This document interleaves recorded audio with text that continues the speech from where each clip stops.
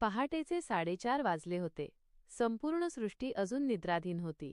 पण सुमतीबाईंच्या घराचे अंगण सडा रांगोळीने सजले होते. स्वयंपाकघरात शिरताच त्यांनी देवासमोरचा नंदादीप तेवत ठेवला आणि गॅसवर चहाचे पातेले चढवले. वाफाळलेल्या चहाचा सुगंध आणि अगरबत्तीचा दरवळ हेच सुमतीबाईंच्या आयुष्याचे टॉनिक होते. आपला मुलगा साहिल आणि सून अन्विता उठण्यापूर्वी सगळी तयारी व्हावी या ओढीने त्यांचे हात यंत्रासारखे चालत होते. सुरुवातीचे दिवस खूप गोड होते. अन्विता घरात आली तेव्हा सुमतीबाईंना वाटले की आपल्याला मुलगीच मिळाली. आई, आज साडी कोणती नेसू? आई, पुरणपोळी कशी करायची?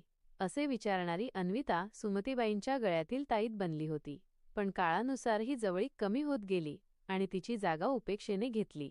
अन्विता आता आपल्या फोनमध्ये आणि लॅपटॉपमध्ये इतकी मग्न असायची की सुमतीबाई समोरून गेल्या तरी तिला त्यांचे अस्तित्व जाणवत नसे. एके दिवशी सुमतीबाईंनी भाजी चिरून ठेवलेली असताना विचारले, अन्विता, आज मेथीची भाजी कशी करू ग? तुझ्या आवडीप्रमाणे थोडी लसूण घालून मुगाची डाळ टाकू का? अन्विताने नजर वर न करताच उत्तर दिले, आई, आजकाल हे असलं काही विचारत बसू नका. जेवणाला चव असली की झालं. आणि हो, मला मसालेदार आवडत नाही हे तुम्हाला माहितीच आहे. ते उत्तर सुमतीबाईंच्या काळजाला घर पाडून गेले. त्यांना जाणवले की आता आपल्याला सल्ला विचारला जात नाही, तर फक्त सूचना पाळण्यास सांगितले जाते. साहिलने आईचीही घालमेल अनेकदा पाहिली, पण त्याने सोयीस्कर मौन पाळले. जेव्हा कधी सुमतीबाई तक्रार करायच्या तेव्हा तो म्हणायचा, आई, ती मॉडर्न आहे, तिला तिची स्पेस हवी असते, तू मध्ये मध्ये नको करत जाऊस. सुमतीबाईंना हा स्पेस शब्द कधीच उमजला नाही. ज्या मुलासाठी त्यांनी स्वतःच्या स्वप्नांची होळी केली तोच मुलगा आज त्यांना अडथळा मानू लागला होता. त्या रात्री घरात पाहुणे आले होते. सुमतीबाईंनी आवडीने सर्वांसाठी स्वयंपाक केला. पाहुण्यांपैकी एकाने साडीचे कौतुक केले तेव्हा अन्विताने सर्वांसमोर सुनावले, आई, काय या जुन्या पद्धतीच्या साड्या? थोडं अपडेट व्हा. लोक काय म्हणतील? सुमतीबाईंचा चेहरा पडला. त्या रात्री आरशासमोर उभं राहून त्या स्वतःच्या पांढऱ्या केसांकडे आणि हातांवरील सुरकुत्यांकडे पाहत राहिल्या. मी खरोखरच या घरासाठी निरुपयोगी झाले आहे का? हा प्रश्न त्यांच्या मनात काहूर माजवत होता. एके दिवशी साहिल आणि अन्विता न सांगताच ट्रिपला निघाले. दारातून बाहेर पडताना अन्विताने फक्त मान हलवून सांगितले, आई, आम्ही 2 दिवस बाहेर जातोय. जेवण तुमचं तुम्ही बघून घ्या. 2 दिवस ते घर सुमतीबाईंना खायला उठले. ताप भरलेला असतानाही त्यांनी स्वतःचे पाणी स्वतः भरले. पण जेव्हा 2 दिवसांनी ते परतले तेव्हा साध्या माणुसकीने त्यांनी आईची चौकशीही केली नाही. उलट भाजीतील मिठावरून अन्विताने आरडाओरडा सुरू केला. त्या दिवशी सुमतीबाईंनी एक कठोर निर्णय घेतला. जो राग त्यांच्या मनात साठला होता त्याने आज ज्वालामुखीचे रूप घेतले होते. दुसऱ्या दिवशी सकाळी त्या स्वयंपाकघरात गेल्याच नाहीत. साहिल चहासाठी ओरडला, पण उत्तर आले नाही. अन्विता बाहेर आली तेव्हा सुमतीबाई हॉलमध्ये शांतपणे बॅग भरून बसल्या होत्या. आई, हे काय आहे?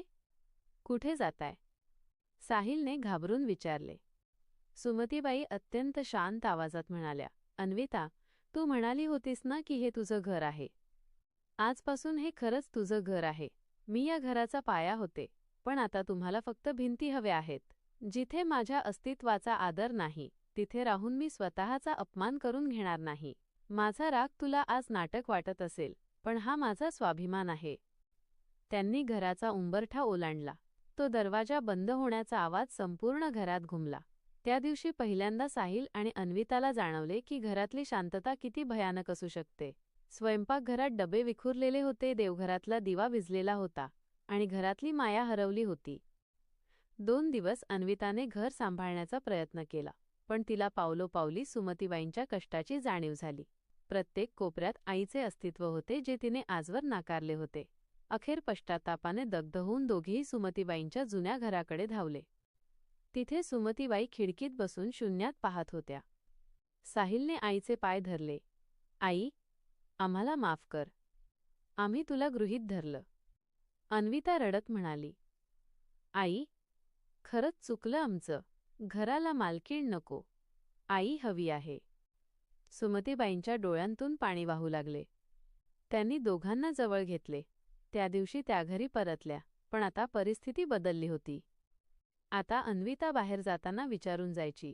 साहिल आईसोबत वेळ घालवू लागला. सुमतीबाईंनी जो राग व्यक्त केला होता तो कोणाचा द्वेष करण्यासाठी नव्हता, तर घर तुटण्यापासून वाचवण्यासाठी त्यांनी दिलेली ती एक प्रेमाची हाक होती. नाती ही केवळ रक्ताने जोडलेली नसतात, तर ती परस्परांच्या आदराने आणि सहवासाने फुलतात, हे त्या घराला आता उमजले होते. सुमतीबाई घरी परतल्या खरं, पण आता त्या पूर्वीच्या सुमतीबाई राहिल्या नव्हत्या. त्यांच्या स्वभावात एक प्रकारचा शांतपणा आला होता. पूर्वी त्या स्वतःहून कामात झोकून द्यायच्या, पण आता त्या थोड्या अलिप्त राहू लागल्या होत्या. अन्विताने दिलेली माफी मनाला थोडी शांतता देऊन गेली होती, तरीही मनावर झालेले जखमेचे व्रण अजूनही ओलेच होते. एके दिवशी सकाळी अन्विता ऑफिसला जायच्या गडबडीत होती. तिची एक महत्त्वाची फाईल सापडत नव्हती. ती वैतागली आणि नेहमीप्रमाणे सवयीने जोरात ओरडली, "आई, माझी फाईल कुठे ठेवली? तुम्हाला किती वेळा सांगितलंय माझ्या वस्तूंना हात लावत जाऊ नका." सुमतीबाई देवघरात होत्या. अन्विताचा तोच जुना कर्कश स्वर ऐकून त्या क्षणभर थरथरल्या. त्या शांतपणे बाहेर आल्या आणि म्हणाल्या, "अन्विता, मी तुझ्या रूमला हातही लावलेला नाही. तू काल रात्री सोफ्यावर बसून काम करत होतीस. कदाचित तिथेच असेल बघ." अन्विताला तिची चूक उमजली. फाईल सोफ्याच्या उशीखालीच होती. तिने सुमतीबाईंकडे पाहिले, पण सुमतीबाईंनी नजरेला नजर न देता पुन्हा देवघरात जाणे पसंत केले. अन्विताला त्या क्षणी टोचलं, आई घरात आहेत, पण त्यांचं मन अजूनही आपल्यापासून कोसो दूर आहे.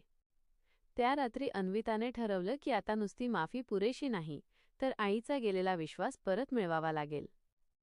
तिने स्वयंपाकघरात जाऊन सुमतीबाईंच्या आवडीचा डिंकाचा लाडू आणि मसाला दूध बनवण्याचा प्रयत्न केला. साहिल बाजूला उभा राहून बघत होता. त्याने हळूच विचारलं, "अन्विता, काय करतेस?" अन्विता डोळ्यांत पाणी आणून म्हणाली, "साहिल, आई घरी परत आल्या, पण त्यांनी आपल्याशी हसणं बोलणं सोडलंय. त्या फक्त गरजेपुरतं बोलतात. मला माझी ती जुनी हसमुख आई परत हवीय, ज्या आईला मी माझं घर म्हणून हिणवलं.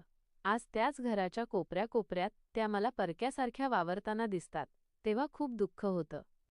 सुमतीबाई हे सगळं दाराआडून ऐकत होत्या. साहिलने अन्विताच्या खांद्यावर हात ठेवला आणि म्हणाला, "तिला वेळ दे. आपण त्यांचे शब्द दुखावले नाहीत, तर त्यांचा आत्मा दुखावलाय. ज्या आईने मला एकट्याने वाढवलं, तिलाच मी स्पेसच्या नावाखाली एकटं पाडलं. ही सल मलाही आयुष्यभर टोचत राहील." दुसऱ्या दिवशी सुमतीबाईंना खूप ताप आला. अंग भीतीने थरथरत होतं. अन्विताने ऑफिसला सुट्टी घेतली. तिने सुमतीबाईंच्या डोक्यावर पाण्याच्या पट्ट्या ठेवल्या, त्यांचे पाय चेपून दिले. सुमतीबाई अर्धवट ग्लानीत होत्या.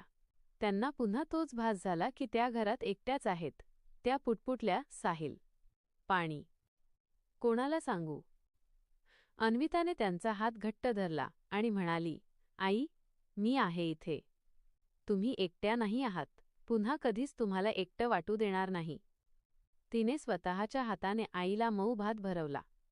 सुमतीबाईंच्या डोळ्यातून घळाघळा पाणी वाहू लागलं. हा राग नव्हता, तर हा मायेचा पाझर होता, जो इतके दिवस कोरडा पडला होता. संध्याकाळी साहिल लवकर घरी आला.